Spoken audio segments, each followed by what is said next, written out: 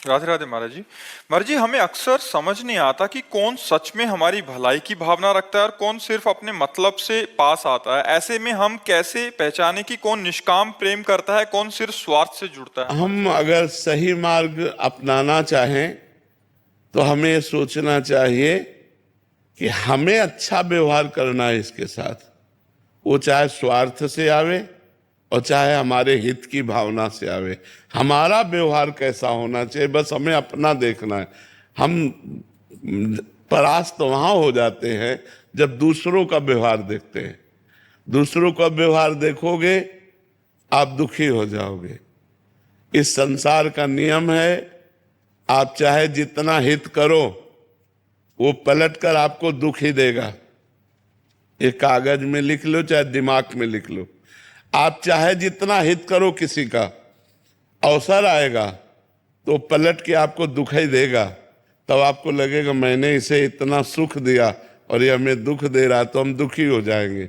नहीं, हमको चाहिए कि जो भी हमारे पास आवे हम समझे भगवान का भेजा हुआ है या स्वयं भगवान इस रूप में आए हैं। अब वो हमसे स्वार्थ की बुद्धि करे, छल करे, या निस्वार्थ की बुद्धि निश्चल करे, हमें उचित व्यवहार उसके साथ कर लेना चाहिए। तो हमारी भक्ति पुष्ट हो जाएगी, हमारे भगवान प्रसन्न हो जाएंगे। और अगर हम इस तरह का व्यवहार रखें कि हम दूसरे का हित करते हैं, वो हमारा हित करे, तो मुझे लगता है ऐसा बहुत कम है। ऐसा हृदयों की मायाकृत रचना है कि, और हम लोग ये चाहते हैं कि अगर हम किसी का थोड़ा हित करें तो थोड़ा तो कृतज्ञता दिखाए, लेकिन असंभव है।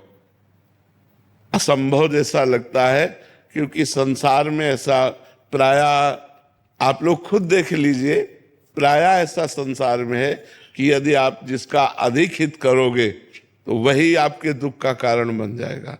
और अगर हम वो हित भगवत मान करके करें तो सुख का कारण होगा। हमारा हृदय सुखी रहेगा कि हमें भगवान ने जैसी प्रेरणा की हमने कर दिया।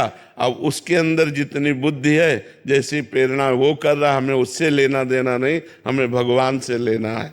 हमें भगवान की कृपा प्राप्त करनी है, तो हम दुखी नहीं होंगे। नहीं तो परोपकार करने में प्रवीण से प्रवीण पुरुष को पलट करके दुख ही मिला है। संसार दुख ही देता है। पाए जाग जगत में सब जन कपटी कुटिल कलयुगी टंचु।